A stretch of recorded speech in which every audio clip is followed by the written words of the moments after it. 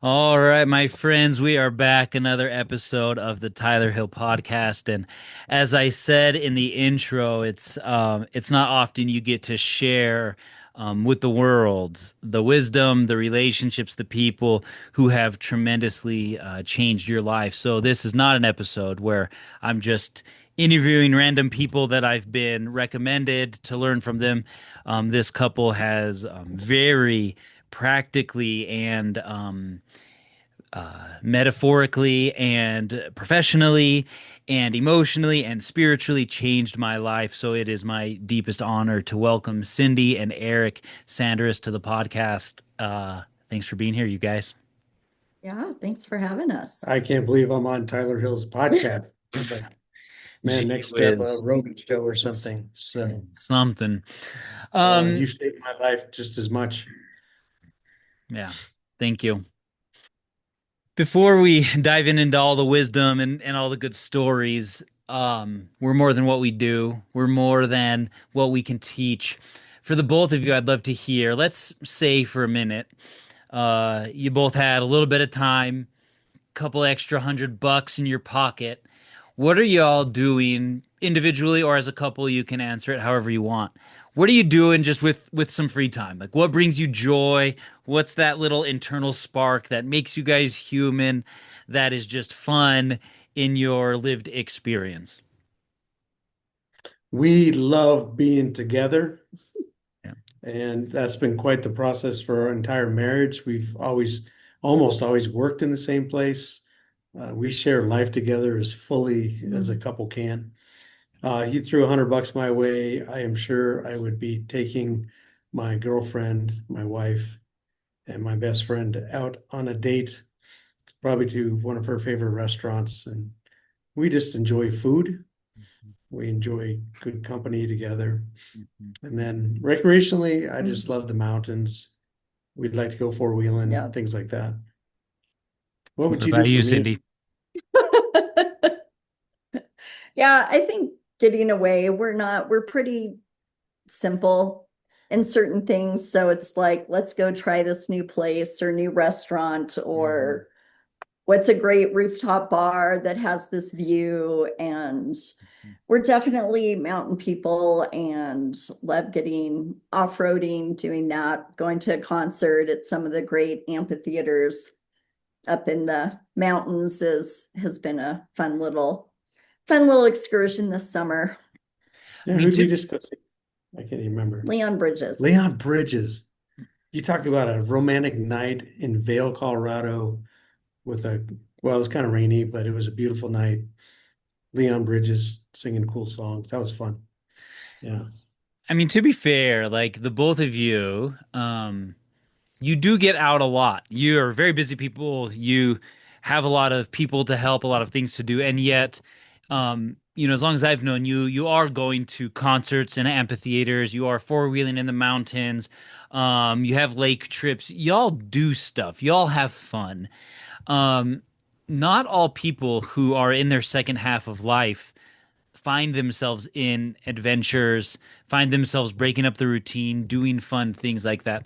What in y'all's life has given you the mindset, the adventurous spirits to continue to live life even after your kids are out of the house and you're entering into seasons of, semi-retirement and stuff? Y'all still live for like younger folks who are looking and they're saying, "Man, I don't want to grow old. It's boring." You guys don't live a boring life. How have you cultivated that adventurous spirit in you as y'all have aged through life? I'm called you old like three times in that question. Yeah, Sorry. thank you. Appreciate that. Dude, I turned 60 in just a couple weeks, so I've hit the old thing pretty well. Yeah. I I think a piece of it too is um our kids enjoy doing stuff with us. And so it's fun, like when we go off-roading, and our daughter wants to go with us too. Mhm. And so a lot of what we do too is about relationship. Like we enjoy that. And even some of our trips incorporate seeing people in relationship to, which I think keeps us healthy of out of isolation or just us is sharing it with other people.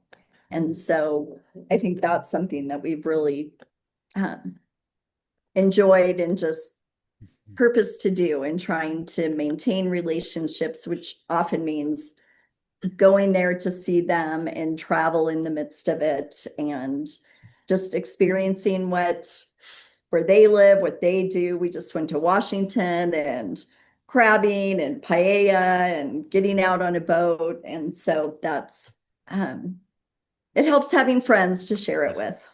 And I think you know this too, you and Chelsea. Being in ministry keeps you pretty broke. So, we've been doing ministry for 30 years now. We never had a lot of money, so we really did put a priority on short excursions that were on the cheap. So experiences. So you can go to the mountains, you can have a picnic, you can go hiking, in a day or two and not spend a lot of money, but have a lot of fun together. Yeah. And so that I think that's been part of it. Now, you know some of our stories, some of our bigger trips have not been very successful. When we've tried to do the 3-week vacations and stuff, they tend to fall apart on us.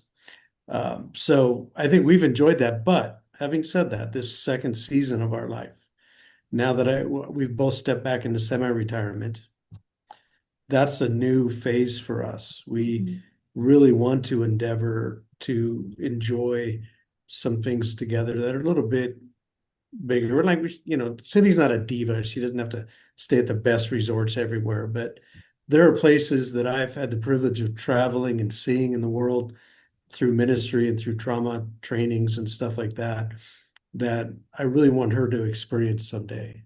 Mhm. And she deserves that. She gave 30 years of dedication to our kids and to holding down the fort while I had chances to go to places like China and Eastern Europe and things like that. And now I want to be able to show her and experience those things with her.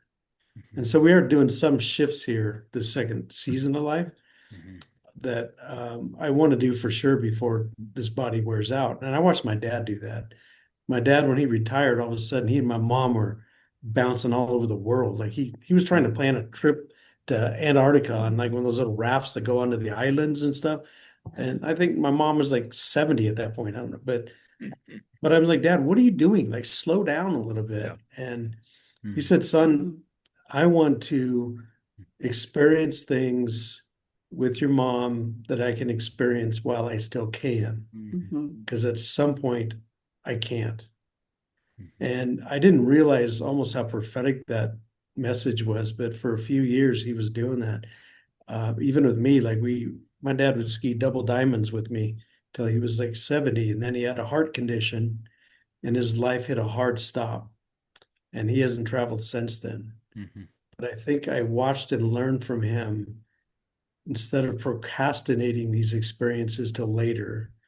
We're going to work hard to do it now because I know my body's going to wear out later anyway. And I think because of ministry life and just not having all these funds to do big, extravagant vacations, that I don't know, our value was simpler things of when we lived in Washington, and it's like going to the beach and going through tide pools and excursions, or we love sitting in our backyard, and we have a beautiful backyard in the summer and a fountain, and we'll sit out there and play games and cards and just enjoy the peace and beauty of living in Manitou Springs, and that we don't need these big adventures or extravagant things to enjoy each other or enjoy God's creation. I mean, some of the things we've seen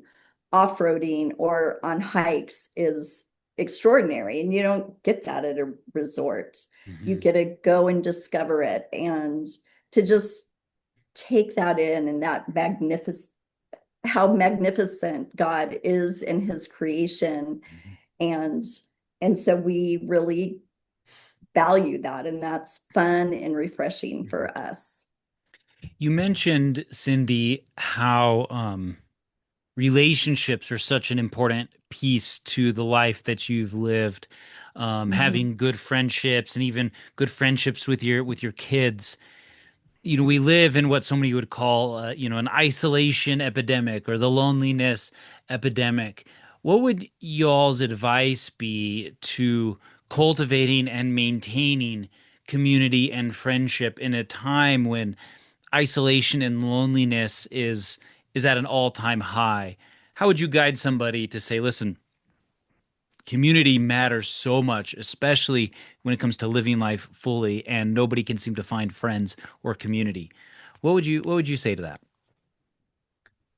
You have to be intentional. You have to give invitation and opportunity for it. And I think that's one thing we're really enjoying in this next season is just being able to have more time to have people over for dinner to connect just relationally and how are you doing and what's going on in your life or to get to know somebody better. But there always is that power of invitation Mhm. that it takes inviting and scheduling and being intentional about it because it won't just magically happen. I mean, we've had so many couples that like are people to get together with. For a year we've been talking about it until you go, let's get it on the calendar. Maybe like the hills.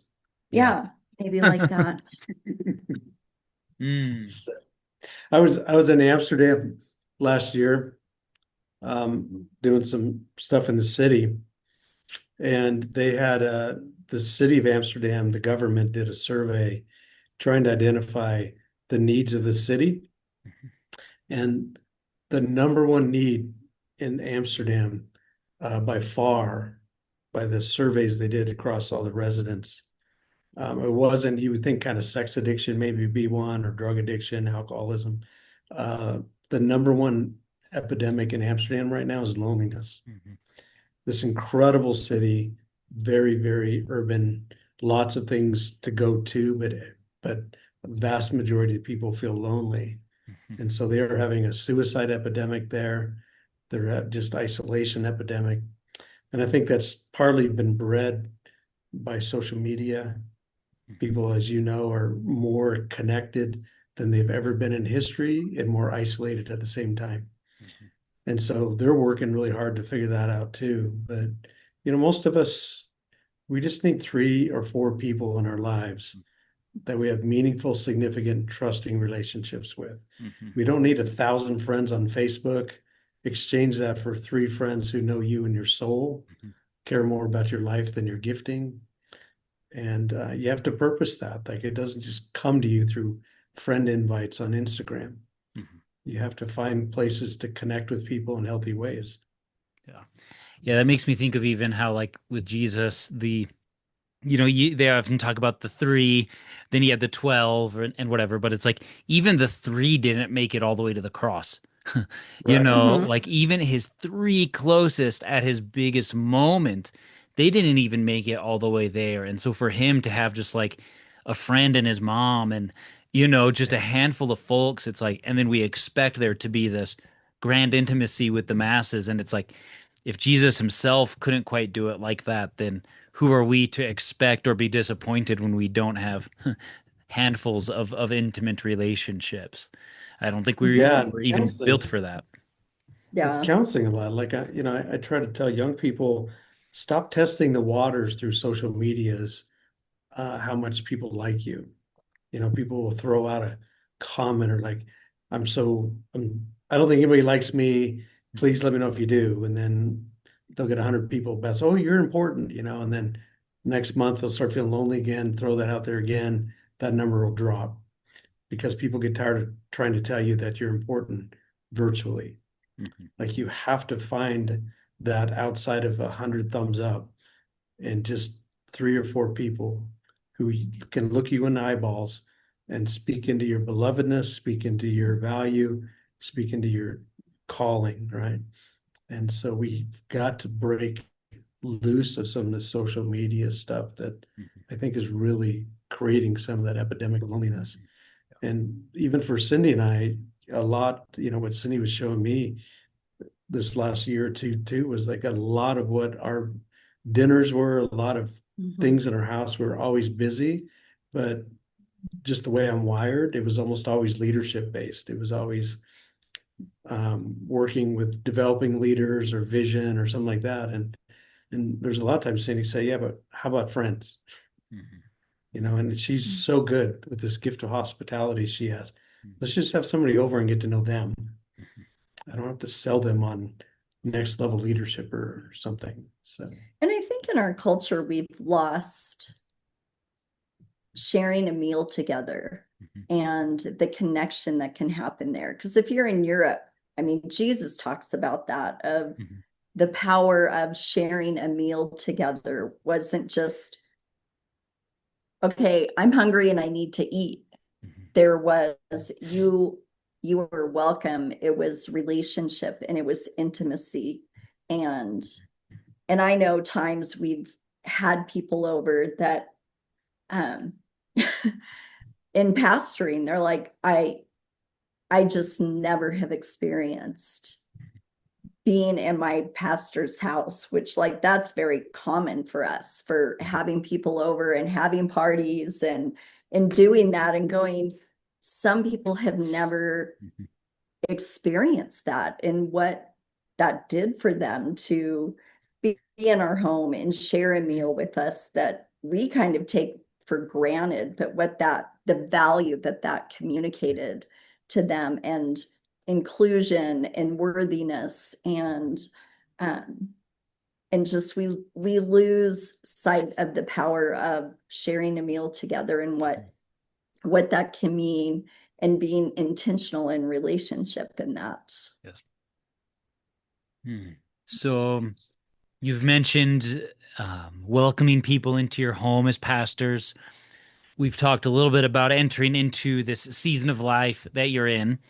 And I would love to connect into some of that wisdom, but I think um, just to let everybody have a good scope into who you are and how you got to this point of this second half of life, all of this wisdom that you've gleaned. There's been quite a story that has led up to Eric and Cindy as we know them now. Could you all give, I know, there's so much you could say, but just as you feel appropriate, what's some of the story? I mean, you've been pastors for like 150 years now. You've done some crazy Damn, we cool. look good. That's right. Damn, you look good. You've done some crazy stuff over the years. What's some of that story look like? Like especially kind of pastorally. Maybe we could enter into the 3 years of suck, but as you uh as you tell your story on stages or to people that are just getting to know you, help us get to know your story from kind of some of those early years. why don't you go back 100 years, then I'll take it from 50.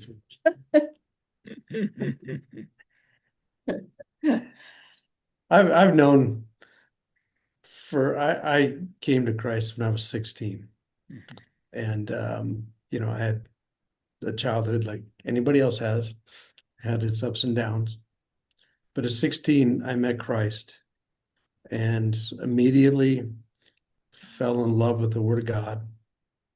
I fell in love with the idea of teaching the Bible. I got saved in Calvary Chapel and began to, even in my high school, to teach a Bible study that back then was illegal, but I did it anyway. And I think that trajectory of my life of wanting to inspire people to trust God more just kept growing. And the journey has been really about learning how to do that better. I've always been co-vocational. So I got my master's degree, Colorado State University, where I met this incredibly wonderful, beautiful woman next to me. I got my doctorate degree at Oregon State University, where I also was a human sexuality professor. So being co-vocational for me has always been being in the ministry and somehow being connected to culture. And I think if I'm in the church all the time, I go nuts because most Christians are so myopic and so they just have their own language. They kind of have um, just their own culture that a lot of people can't relate to. And so when I'm in an academic setting or when I'm doing counseling or things like that, I feel like my perspectives get challenged a lot. So that's kind of a lot of, the journey I've had academically and through ministry. They've been pretty parallel. And I've seen the ways that the church just can't relate to the culture, where they communicate a posture of exclusion. And a posture of exclusion pretty much prevents people from meeting the most incredible person I've ever met, and that's my Lord and Savior Jesus Christ. Um, so that's brought a lot of us to this point of the sanctuary, where I know my life came into convergence between education, experience, calling, and just Mhm. opportunity. But Yeah. And I think Eric and I just went through this marriage conference thing, and it was talking about your story Mhm. and as a couple, your story together. And I think even for Eric and I, that when we met, um, like we knew God called us together. A lot of people around us were not supportive based on our pasts. including your dad. Yes. And so, it was hard because we want to listen to wisdom around us and we want to listen to what our hearts are saying and what we feel like God is saying to us. And making that choice, like, I he could hold my past against me Mhm. just as much as I could hold his against him. And I believe God's bigger than that. So I think our marriage started in a place of grace that we love because he first loved us. And God has really carried us because all the personality tests and all those things you do, it really was like we are complete opposites in every way. So it's like we would not advise the two of you to get married. Mhm. So we listen to that, but this is what we feel like God is doing. And so even from that point, that because of how much grace God has shown us, Mhm. that I think we've lived out, and there's areas of our life that I don't think people even know of. We have had so many different people live with us through the years. When we first got married, we had a young kid live with us that was struggling.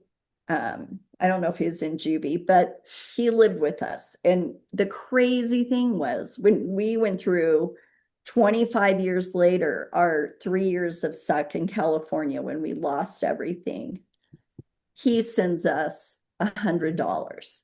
Like, we haven't heard from this kid in 25 years. And like, it just blew us away that he Mhm. saw and supported us. And it was when Eric had cancer in that time.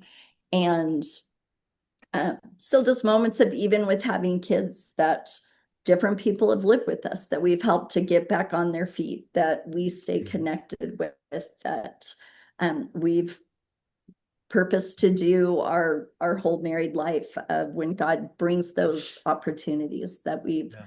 we've stepped into, besides our hearts in ministry and pastoring, is even personally wanting to help people in that way when God's brought that across our paths. Yeah, we've made mistakes, along the way, and we planted a church in Washington State. Was our first one that we were like lead pastors. Mhm. We were there 10 years. That church grew by 50% conversion, and over a third of that church was in active recovery from addiction. Mhm. The county was in had the second highest methamphetamine addiction rate per capita of any county in the nation. So we were learning a lot about how to work with people on the margins, people in recovery, people whose lives were pretty much obliterated with drugs and sex, and sometimes that was painful. Sometimes having people in our house was difficult. Sometimes trying to care for people that later relapsed. And Mhm. it was Brooke on one of your episodes from Kinship. Mhm. I just love what she said about in her business, this 9 out of 10 principle they use. And I realized that's kind of what we've been doing without actually calling it that. But it was just such clarity to me when I heard her say that. Like we believe and invest in 10 people, whatever at a time, understanding that every once in a while one's going to burn us. Somebody's going to hurt our feelings. Somebody's going to steal something. Somebody's going to do something. But we budget for that and still believe in the 9. Mm. And I think I've met so many leaders so many people, not even leaders, people who have tried, well, I've tried to care for the poor and they stole my watch, right? Or I tried to be nice to somebody, then they just kept trying to ask for more and burn me out. And, at some point, I think pain in our past experiences can't be used for an excuse for avoidance in the present when it comes to what God has called us to do as a people, right? And it can be external to us in terms of caring for people. It can be internal to us in terms of why I tried fasting one time and all I did is got a stomach ache. Or I tried solitude, but I just didn't even last an hour. That's me. But anyway, but like just because it didn't work once doesn't mean I should give up on it, right? Budget for mistakes and keep plugging away at what God's asked you to do. And that's something we've learned over life that I think when we started the sanctuary church, a lot of these things again came into convergence for us. We knew what God was asking us to do. We didn't have to be all things to all people, have a church that was everything. God wanted us to do a church for the margins and a church where, as Brennan Manning used to say, God loves you as you are and not as you should be, because none of us is as we should be. Yeah. And that's kind of what's happened. And Yeah. lo and behold, this young punk named Tyler Hill and his wonderful wife, Chelsea, walked in one day and they were margins too. Yeah. Before we dive even deeper into some of the sanctuary stuff, I'm really curious, Cindy, you mentioned everybody, like not saying, okay, Eric and Cindy shouldn't be together. You guys are opposites. And, conventional wisdom would say, listen to your elders, listen to the people who have wisdom. I mean, all three of us are those people for hundreds and hundreds and hundreds of people. How do you deploy that wisdom? Listen to wise people in your circle, while also when you know something's in your heart to follow that, maybe when it's in antithesis to the conventional wisdom. How does somebody make that decision in a way that isn't unwise, but that really does follow maybe the call from the divine in our soul? How would you say that, knowing like we do hear so much, especially I would like to add, we went back to social media. There's advice is and I'm contributing to the noise. Got the podcast, I give advice on the internet. How do we listen to our soul and really make those decisions that can impact the rest of our life? I think it was because I was so ridiculously good looking. Yeah, yeah. I think some of it is that what are you working towards? Like for us, marriage isn't just about our own happiness. Like marriage is a reflection of unconditional love, of intimacy. And the church is referred to Christ's bride. And with all the blemishes, all the mistakes, all the betrayals, all the things, the way Christ loves the church, that a marriage is to reflect that kind of love. And so for us, we weren't approaching marriage about what can you do for me? This is about how do we reflect that kind of love that for me, Eric expressed that kind of love of at that point, that belief system that was in me is you're not worth it. You made too many mistakes to be loved and treasured. So Eric has reflected the opposite to me, which is an example of Jesus reflecting the opposite to me of, no, you are forgiven, you are worthy, you are valuable. I have forgotten your sins. I don't hold them against you.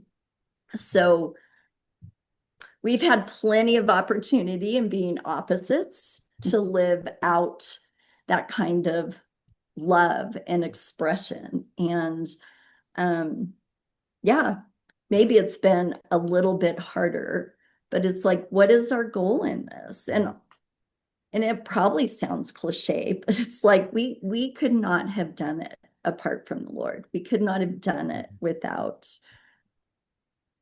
God's love and empowering us and giving us the ability to try again, to forgive again, to continue to pursue one another. Because yeah, it'd be easier to give up, but it's like we could not do this in our own strength. And going into marriage, we knew that. And to choose, you are worth fighting for. And trying to choose that every day.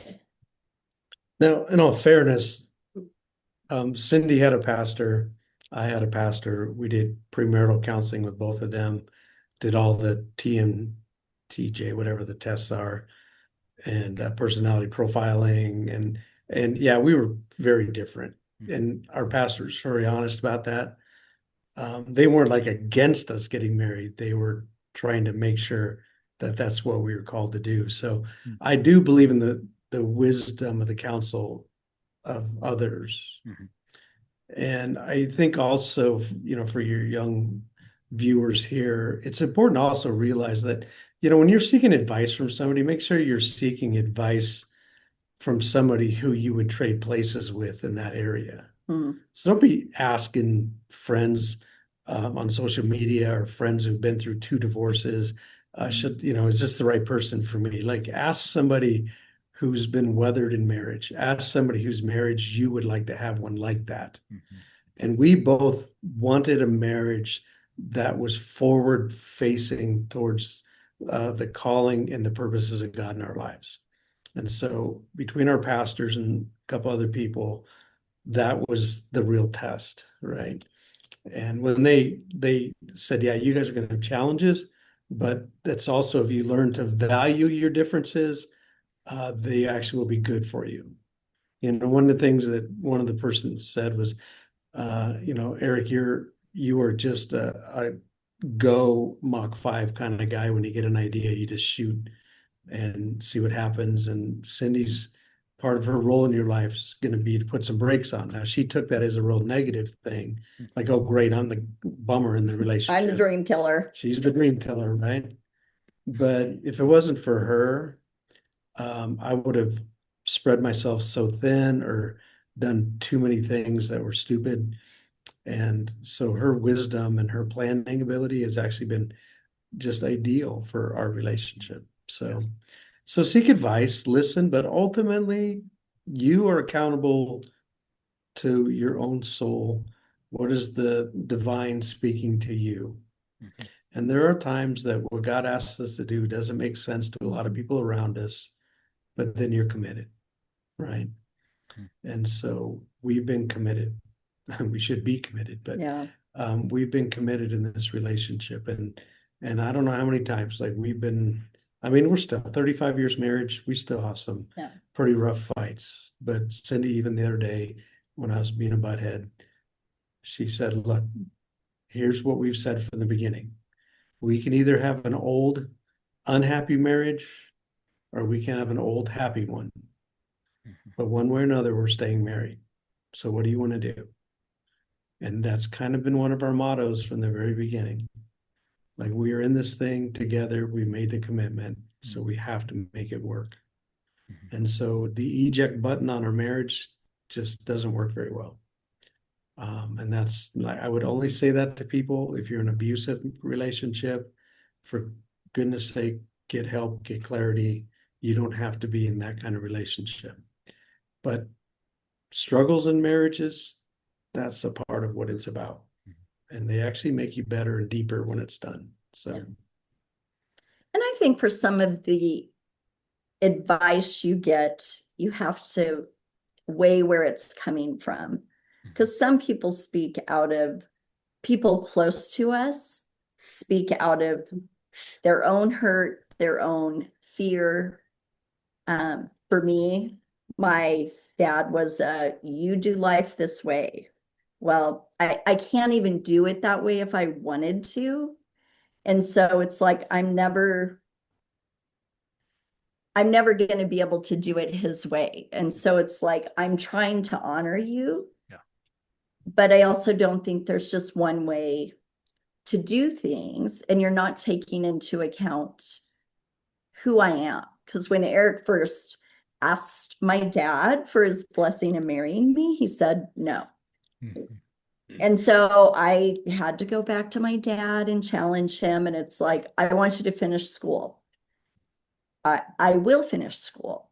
Like, that's a value of mine. He's still getting his master's. So I had to weigh that advice and where it's coming from, and um, and know who we are. And some of it's like, yeah, I might have weaknesses that I've actually got to work a little harder on Mhm. and be aware of. Um, that is good, and to take it into account or slow down on something where I want to move much faster, but weighing that to, I need to slow down. I need to develop some things before I'm really ready to step into, marriage or Mhm. Yeah. whatever's ahead. You know what? While we're on this topic of marriage and persevering in marriage, like now we've persevered in ministry in being married, but you can be a business entrepreneur and have all kinds of stress on your marriage. You're trying to build a business, have kids. I see that all the time as well. Mhm. So ministry isn't the only thing that puts pressure on a relationship, but again, I think one of the other things we've really worked to live by in our relationship is this idea that marriage is more important than ministry. Mhm. And so ministry is like our calling.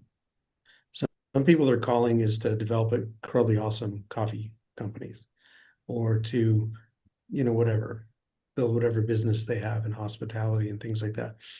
That can be your calling, but your ministry, the thing that's going to live with you the rest of your life is that relationship right next to you. Like that's got to be one of your three, right? Mhm. That soulmate that's going to stick with you through life, that keeps you from being lonely. And so when we begin to allow the external pressures of our careers to erode the foundation of our relationship, that's when we get in trouble. And I'm not here to shame people who have been divorced. I'm not here to do any of that. I'm here to say, learn from your life. And if you're getting into a committed relationship with somebody, know what commitment is and be willing to persevere through hard things and put the relationship in front of the business, put the relationship in front of the issue, because the relationship is always more important than the issue. And so when we have arguments, there are times that I think I have to be right. There's times that I think that, it's my way or the highway. And then blessed woman here will remind me again, it's the relationship that's more important than this issue. Do you want to be right or do you want to be happy? Mhm. So anyway, So, a handful of years ago, you both made that choice. You committed to it, um, deep in your soul, for richer, for poorer, in sickness and in health. And there was a moment where those vows, became true. yeah, Um, we got the pour down part. the pour down, but also the in sickness and in health. Sometimes I like to say it's like, vows don't mean much until like the thing happens. Like you can say it, but Mhm. until somebody actually gets sick, then it actually the vow becomes real, Mhm. or you actually become poor. There's a season in your life, affectionately called the 3 years of suck, and here y'all are, have built a globally recognized church and impacted millions of people over the course of your ministry and work. What And planet are you? you know, What and globe? and people recognize you for all that you've done, and it's so easy to put the epic Eric and Cindy on a pedestal. But it hasn't always been smooth. The journey to some of these beautiful places is really hard. Would you be willing to let us into some of that season and what that was like for the both of you, this season that you really did have to choose to endure on your way of just your spiritual and life formation? You could buy the book When the Sky's Falling and then get that story, or you can get it for free by listening to her for a couple minutes. Yeah, I mean, it was one of those seasons we moved from pastoring in Port Angeles to be on staff at a church in California. So it was 2006. And then the whole economic crash happened. And so we were a, a victim of some of that, and some of it was choices at the church we were at that Eric ended up getting laid off. And it was pretty frustrating at that point because he could have gone full time. The church was having to lay people off, and he could have gone full time at a community college there. And they said, no, we need you. We don't want you to do that. And then 9 months later, they laid him off. And so anyways, that started, we ended up having to short sale our house. And that whole process was a mess because of what was going on in the country. And so In the we banking ended up, industry, like we were victims of that robo banking, like when the actual person had assigned our loan, and yeah, it was a nightmare. yeah. Like, And for me, um, it was devastating of like, I've always been a very responsible person. So to not be able to pay our mortgage and to do that and being told you need to stop doing this and what the effects of that would be was that was really hard for me to go through and to separate my identity and my value from that. And so we ended up, Eric couldn't find a job anywhere. So we had a friend in Vegas that said, hey, you can come here, sell timeshares, you'll make a lot of money. from And pastor, professor to timeshare salesman. yeah, He thought, because pastors are influencers, he thought I'd be really good at it. I turned into a timeshare counselor. So people would sit at my table. I'd meet with them for 3 hours. They'd be in tears, tell me about their grandkids that are addicts or their marriage that's stressed, and help them a lot. And then they wouldn't buy anything. yeah. But they were really thankful they met me. So we had so many different compounding things that of themselves weren't a lot, but like we had a dog and it ate rat poison before a move because we had to move into a rental. And the day that Eric's moving to Vegas, Dakota just got a car. She was going to stay, our daughter, she was going to stay in California, and she backs out and hits Eric's car, puts a big dent in Eric's car the day he's leaving. So we just have like constant mishaps or different things that were compounding. I mean, this was brutal. Okay, Cindy's has given her life to her kids. And then besides dealing with the identity crisis of not being able to pay a mortgage that makes you a bad person, because I couldn't get work, I had to move to Las Vegas to do timeshares. She was going to move later with me, but we had to decide what to do with our daughter. It was her senior year in high school. We decided it was best for her to stay and finish her senior year, which separated Cindy and her daughter. And then Carter, our younger son, had to come and leave his school with us. And so the whole family kind of got split up for a while. I spent 8 weeks in Vegas, I think it was, before she could come out because she was wrapping up things there. And there I was in Vegas, unemployed professor, unemployed pastor, in a city nobody knew, and I could feel my old addictions like wanting to come up to anesthetize me. I was so angry, so disillusioned, so frustrated with life. And now I'm in the city of any sin you want, you can find in excess. And that became an incredible challenge for me. And like we were talking about marriage, I think character isn't proven true until it's tested. And was my sobriety and my recovery actually going to work when I was in a city that nobody knew me now? And I had to make these conscious choices at that point. First off, I knew that if I made some bad choices, sooner or later it would come out and I'd have to face my daughter and my son and let them know what kind of dad that I was, right? Um, I would add further devastation to the stress on our marriage. And the reality was, I still believed that God had a purpose in my life, and I didn't want to disqualify myself by self anesthetizing. That was a long 8 weeks. And so, while Cindy's going through her pain and trauma, I'm starting to go through mine. And yeah, and as she was saying, things were starting to compound, right? Yeah. So we finally got to Vegas. Dakota was with a family. Then they lost their home. She had to move with them again. And then when we got to Vegas, um, Eric went in to the doctor just for routine work. And because colon cancer had run in his family, the doctor's like, hey, let's just get a baseline. Well, let's just get a baseline of where you're at.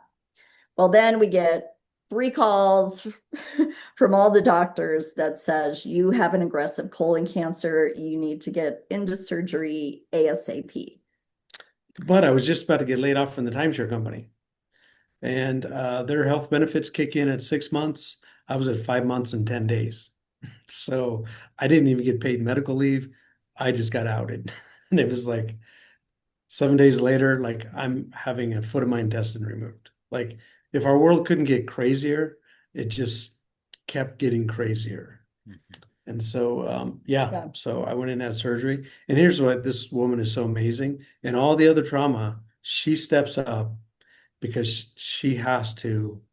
God gives her the grace and the strength to go through all the insurance issues, all the doctor stuff. My world was just spinning. I was writing letters because the doctor had told me that I think a third of people actually don't make it through this surgery. And so now all of a sudden I'm like, oh my God, what if I die? So I wrote a letter to my daughter. I wrote a letter to my son. And I kept trying to write a letter to Cindy, and I just couldn't do it. I was crying so hard every time I tried to write. But I'm going through my own personal stuff, and she's having to manage the family and the finances and the insurance and take care of Dakota in one place and our son in another. She's Wonder Woman. So Yeah. So we went through cancer. It was this big scare and then done.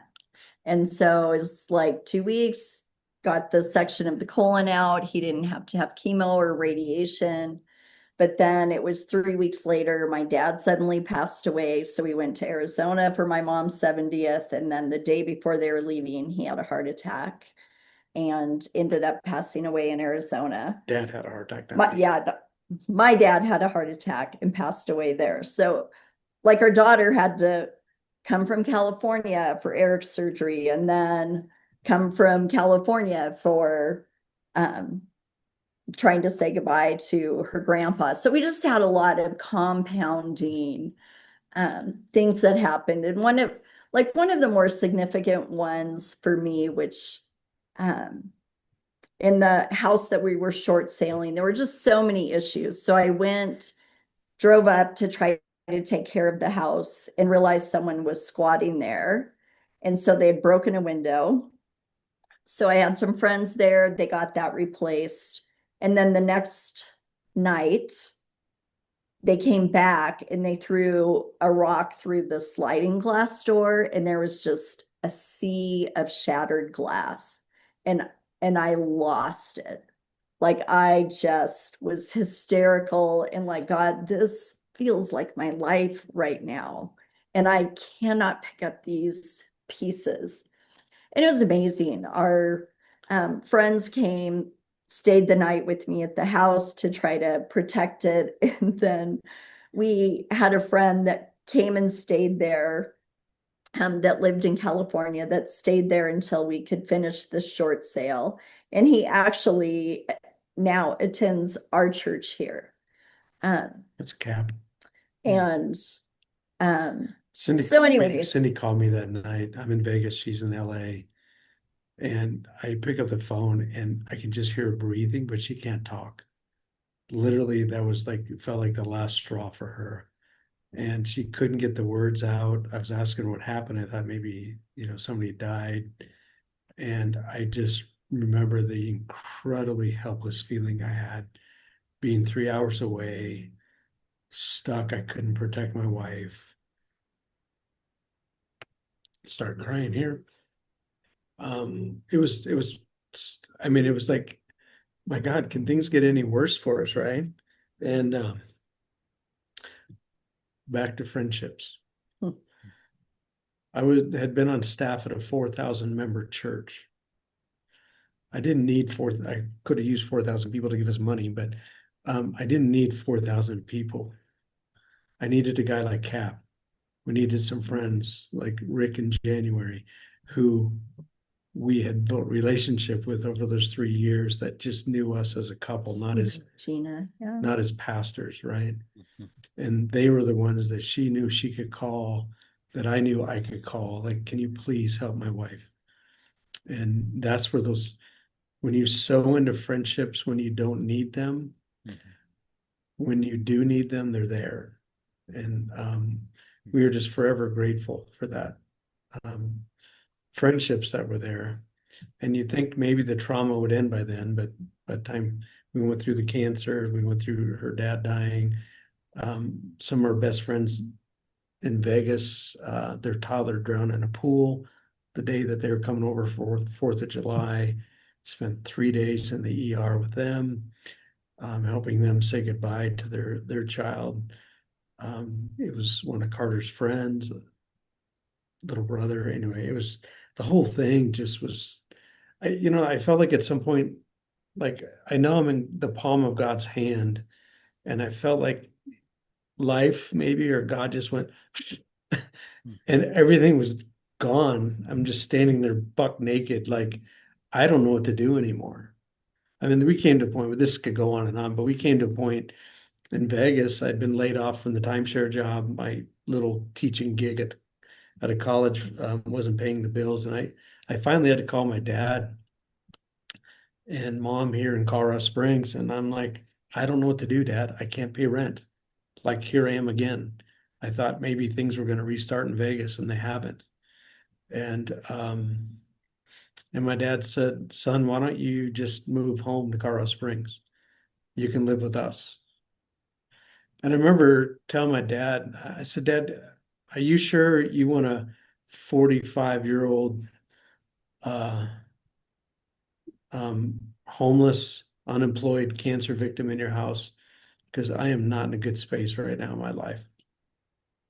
And my dad said, son, look, only one of those things is true. You are unemployed like a few million people in our country right now. But you are not homeless. You have a home here, and you are not a cancer victim. You're a cancer survivor. Just come home. We'll figure it out. And it was just the little ray of hope I needed to pack up our entire family into a small U-Haul at that point, for what we had left, Yeah. and drive all the way to Colorado on Christmas Eve. Like, and then I thought, well, maybe in Colorado Springs it'll change. And it went a whole nother year. I was still unemployed. I couldn't get a job at a college, couldn't get a job at a church. And it was like 3.5 years of just suck, right? Trying to figure out, what did I do wrong? God, are you mad at me? Did I bring something back on some missions trip that was cursed? I mean, I was going through everything. And I just, I remember, and I'll get back to Cindy on that. I remember one time, after getting one more rejection letter, I just, I lost it in my parents' kitchen. Nobody was home at that point but me. And I just started yelling at God. I'm like, pretty much, God damn it. After everything I've done for you, this is what I get. I've given my whole life to ministry. I've been faithful to my wife. I've done all the things I'm supposed to do. And this is what I get. And I felt like Abba just tapped me on the shoulder and loving but firm say, son, what if I said that same thing to you? After all I've done for you, this is what I get. This attitude, this lack of trust, this belief that I don't love you anymore. And it kind of just helped me to reframe things a little bit, just to persevere a little longer, just to make it another choice today that I can make it. And sometimes when your life is in suck, you just got to make it for one more day. Just hold on one more day. Don't give up. And as happens in the Bible, suddenly everything shifted, And people ask me a lot, like, would you go through that again? I'm like, hell no. I don't ever want to go through that again. But I understand that all that got me to where I am today. In crisis in our lives, it doesn't always make us stronger. Crisis in our lives either makes us deeper or weaker when we're done. And I know a lot of people that they go through worse things than we have, and some not as bad as we did. And they're just weaker. They don't trust life as much anymore. They're more timid about everything they do. They just kind of hunker down and hope for it to get past. And other people are just deeper. They have more empathy for others around them when they're going through stuff. They don't just fill them full of platitudes when life is hard. They stand by them when everybody else is abandoning them. They're just deeper people. And I think for some reason, Cindy and I got through that and we're deeper now than we were then. And I'll tell you what, Cindy and I could lose everything again. And we'd be like, yeah, but we got each other. Yeah, we still have some friends around us. And I guess that's all we needed. So anyway, that's me preaching now, but so we survived. And there's so many miracle stories we could tell from the shift to over the next, 10, 11, 12 years of the sanctuary church and all of your work with the margins. Could you let us into just a few maybe of those miracle stories on what were some of those breakthroughs and how did things begin to shift? And as you're answering that, I'd love for you to also just share some insight on like, okay, yeah, maybe I'm in my season of suffering, but you're Eric and Cindy. You guys get the miracles. You guys get the crazy stories. I mean, to be honest, I hear that a lot too. Yeah, Tyler, you say this stuff, but you're different. You're unique. So could you speak to like everybody's accessibility to experiencing a shift like the one you did? And so maybe share a little bit about what that was like. How did things shift out of the three years of suck? And then how can we all make ourselves accessible to these type of miracles and breakthroughs as there are people all across our country, all across the world that need a breakthrough, need a miracle, need something to shift. So tell us your story in that regard. How did you lean into that and see it to fruition? And what about the people that need one themselves? Yeah. Well, and I think some of it starts like when we went through hard things, we could have gotten really bitter and mad at God and not pushed through those emotions, like Eric said, of we're still real in our feelings with God of why is this happening? I don't like this. I don't understand. This isn't fair, all those things, but not allowing it to grow into bitterness and shutting down. That I know for me that it was very much like, okay, God, where's the victory or the overcoming in this? And it's like he told me, you're still standing. That is the miracle, is you are still standing. And what are we going to do with that? And that is the overcoming, that you're still standing. It was messy, it wasn't pretty, but it didn't destroy you. Mhm. and you didn't let it destroy you. Mhm. And so I think coming into what saying yes to God again in this against, what do you mean you're planning a church on Thanksgiving and on the West Side, and every church plant has failed, and you shouldn't do it this way. And once again, this is what we feel like God is calling us Mhm. to do. So some of it was just saying yes, Mhm. yes to God's invitation of, I want to do something on the West Side, and that we knew it was going to be for people that don't fit in anywhere else. And we said yes to that, and miracles just started happening. And the biggest one was 4 months into the church plant and coming to Bethany Baptist and saying we'd like to rent a room. And no, Every meeting. yeah, for recovery meeting. And nope, we don't do that. We'll never rent to a church again. Several weeks later, months later, I guess, ended up being given the entire property. Mhm. And so that was the first incredible miracle of how this started. Was we were 6 months old as a church. So to take on a facility of this size, even though it didn't have a mortgage, just paying the utilities, just caring for the building was a huge I step mean, of faith that for was a us. big piece for me too, because I was kind of tired of the big church stuff and the politics and everything being based on a Sunday performance. Like I just was done with that season of life and leadership. And so when we came looking to rent a room for an addict and ended up being given offered this entire campus, just like Bethany Baptist initially said, no, no, no, we're not going to rent to you guys. And then I think God really spoke to that pastor to offer us the place. When he offered me the place, I was pretty much giving him the same, hell no, I don't want it.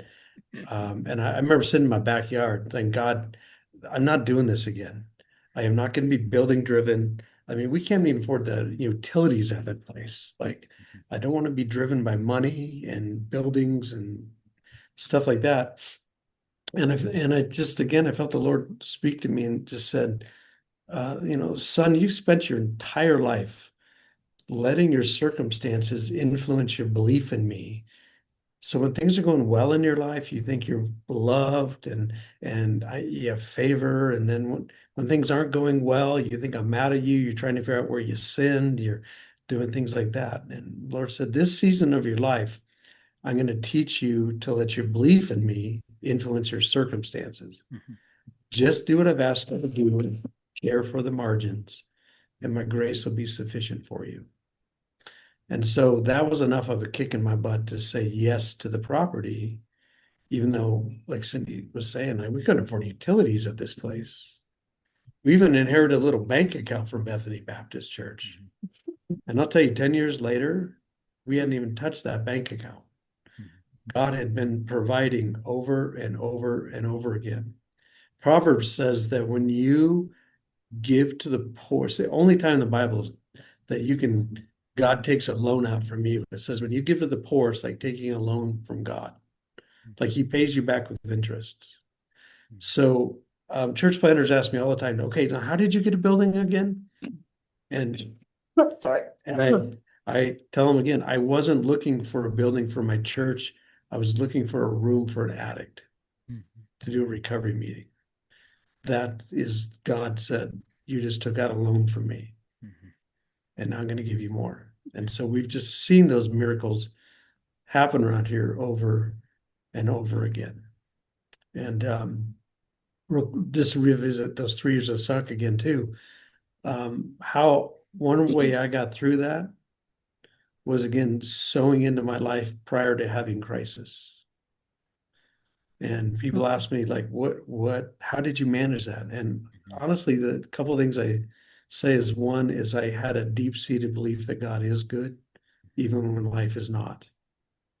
But secondly, I spent a lot of years reading the mystics when I didn't have to. And that got into my soul and into my mindset that there have been incredible saints that have suffered so much greater things than I was. And yet they persevered and were incredibly deep people. And so if you can't read like the mystics and stuff that books that I read, you can read Tyler's book when it comes out because it's amazing. But you know that, Tyler, for you and me both. There's something about the stories of our forefathers and foremothers and what they endured and the wisdom they gleaned, Yes. that just putting that inside of us really helps carry us through rougher waters in our own lives. And it's added a lot to our heart for the margins. Yeah. We began to see that throughout history, the church has been called to care for the poor. And so that's kind of what we do. Yeah. So what about me, somebody might say? Eric and Cindy, you all are charismatic and you're interesting and you have big calls from God on your life. Of course, God is going to do miracles for you, but I just work at a restaurant and got 2 kids and I'm not handsome and I'm not cool and I don't have tattoos and I don't know the Bible and I don't have a doctorate and I'll never have a miracle like that. Sucks for you. No, I wouldn't say that. I know the feeling because for 3 years of my life, that's what I was feeling. Where's my miracle? What's happening? Right. And the reality is you only have today to make a choice to trust or to not trust, a choice to move one more step forward or to give up. And it just look at the people around you, that you look at this part of their life. You can look at Cindy's and mine now and go, yeah, like I could never get there. Well, no, we were once where you were and still chose to hang on, even by our fingernails, to believe that God still loves us, still has a purpose for us. And somehow I can still make choices in the midst of suck that are life-giving and not life-stealing. And I just think it's just critical. We have lost the ability in so much of our culture to persevere. And as Eugene Peterson says, it's a long obedience in the same direction. Just keep plugging away. It does change. And you know what? Even if it doesn't, you find yourself in a legacy of incredible people around you that never gave up. Even though life didn't end up the way they thought it would, the example that they set and the seeds that they sow for others who may not want to persevere but watched you persevere, that's a story in and of itself. Yeah. And I think some of that goes back to what Eric said of, am I going to believe in my circumstances or am I going to believe in the truth of who God is? Because all of those things can be excuses to protect ourselves from the risk, the fear of, what if I step out and I'm disappointed again? And if it doesn't work out, like we get that. We did that with this. Like, what are we doing? Planting a church in our 40s. Like, this takes a lot of work and time. And this was about what God was doing. And we had to say yes to that. We didn't know the outcome. We didn't know what God had in mind, but some of it is like showing up. Show up and take that step and that chance and that risk to believe who God said he is and what he wants to do. And so we weren't stepping into this with, we need all these outcomes. We were just stepping into this, trusting God in what his heart was, and just began seeing things unfold. We didn't plan for those things. We didn't plan for us to be given a building. We really were trying to keep up with what God was doing, but it was only based on us for saying yes to what he is asking us to do. We didn't have to have it all mapped out. We didn't have all the answers. Every time we had a new situation or a person or something come across our path, like, okay, I don't know, maybe we should do a food pantry. Someone wants to give us a freezer. And God would drop things in our lap that we said yes to. We didn't go out seeking it, that he just gave us opportunity for ways to impact our community. Yeah, you do have a good track record of saying yes. And Yeah. that in some ways there's a momentum that happens when you say a yes. Mm-hmm. And I think, you can call it favor or the law of attraction or whatever, but the more yeses probably tend to attract more miracles in a lot of ways, which comes Mhm. down to those slow obediences, saying yes when it's really teeny. I mean, the church, I mean, with the story as I understand it, being given an entire church campus was not your first risky yes. There were many small ones before that led up to that, which I Yeah. would say is the case for all of us to experience a miracle. Mm-hmm. I don't there's so much more we could talk about. And you guys are giving me so much of your time as we have all three been at work all day long as well. Um and my thought is, Eric, you have a book on the margins coming out soon, and we can talk all about that. We'll do another episode talking all about the margins and the work of the sanctuary. I'd love to do that with both of you again. But I'd be curious, maybe as we start to wrap up here, the season of suck, this crazy, just long endurance you both had to go through. I'd be curious what you would say to your relationship with God and how it either evolved and changed over the time, maybe even from before when y'all were young to now after, pastoring this ragamuffin church. How did your relationship with God change, or maybe what did you learn about God through these seasons? Like, how has this story, as we've only heard such a sliver of y'all's rich story, could you just speak into a little bit of your perspective on your relationship with the divine, how that evolved, how that changed, what you learned as you went through such a remarkable story up to this point, and then we'll pause and do a part two sometime later. But yeah, speak into that a little bit. I'd love to hear from both of you, two of my elders and wise people. I mean, I think there just was a lot of undoing in me. I have a lot of performance things, and so carrying shame from I've failed financially, I've failed my kids, I've failed in all these ways of not meeting my expectations or what I wanted. And so for me, I think it was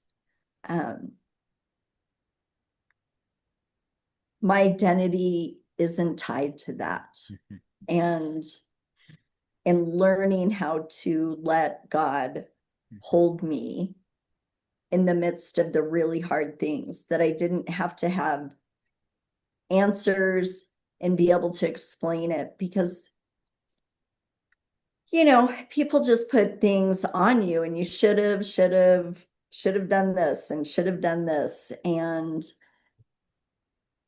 to just still know that God loved me, he was pleased with me, that I didn't just do something to make this happen, that he's bigger than that. He's just bigger than that. And even with my mistakes, he is bigger than that. And our call is irrevocable. And so it isn't just, it is in all of us. And I think that's some of our passion, is seeing people step into that call that God put in them. That identity and purpose that he put in them from conception, to Mhm. see people who thought they could never be given a chance, that Mhm. got out of prison, that are being able to preach because that's who God's called them to be a part of seeing them come alive has just been a gift. But I had to discover that too, um, in Mhm. myself and who God says I am.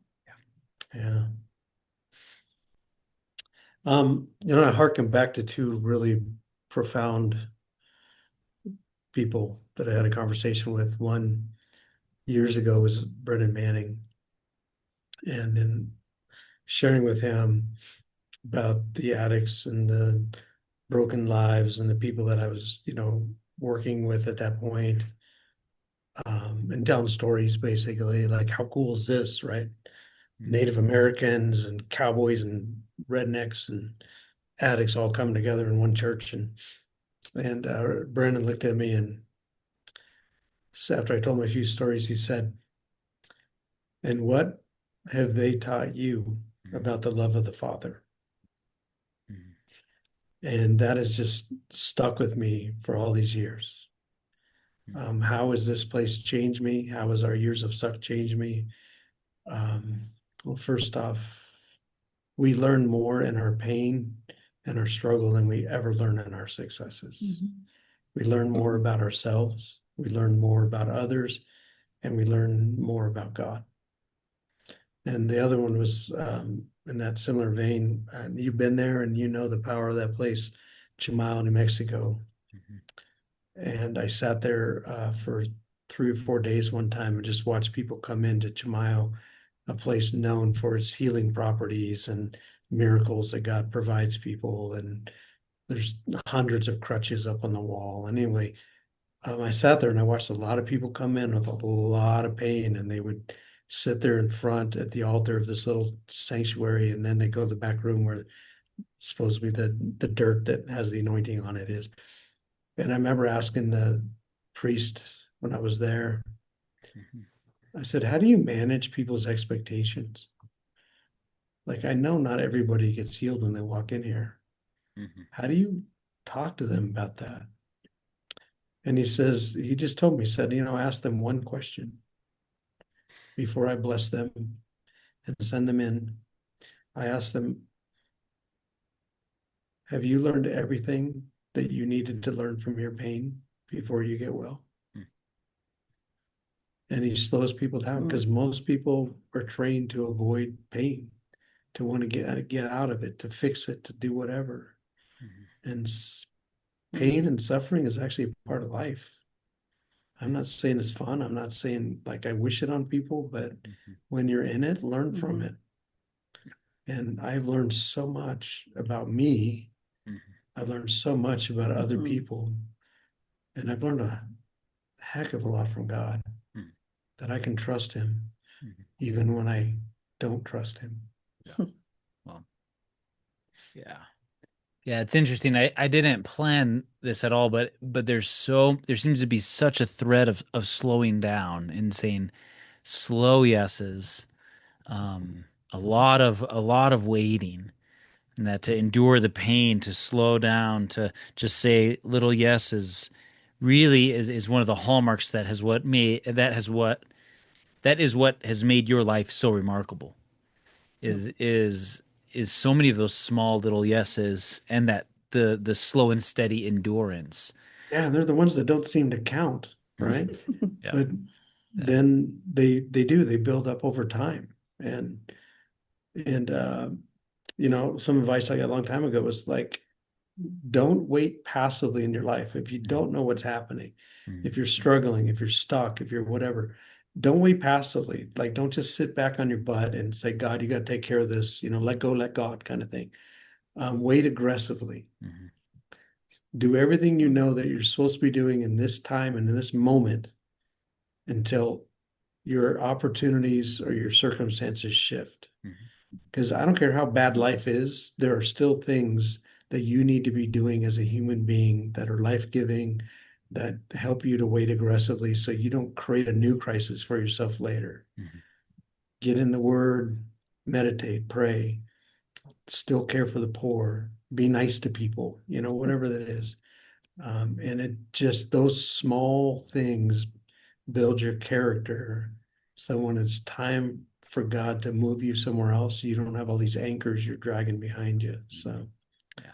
yeah, you're so right. These small yeses. And that's something you are so good at coaching people in, is to slow down and Mm. to like do these small practices that over time, like if you do them when you don't need them, over time, they really pay off when you do, right?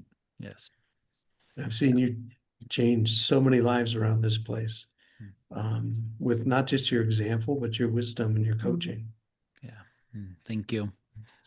Well, thank you for being here. Like I said, there's so much more we could go towards, and we will sometime in the future. But in the meantime, thank you so much, Eric and Cindy. Love you Yep. guys to the moon. Thanks. And we'll promote Eric's new book when that comes out, when we have news about that. And we'll have Cindy back to share more of her story and the story of the sanctuary later. But in the meantime, this has been the Tyler Hill Podcast. And what a blessing it's been to have Cindy and Eric here with me. Until the next episode, next week, Wednesday, we'll see you soon. Grace and peace to you all.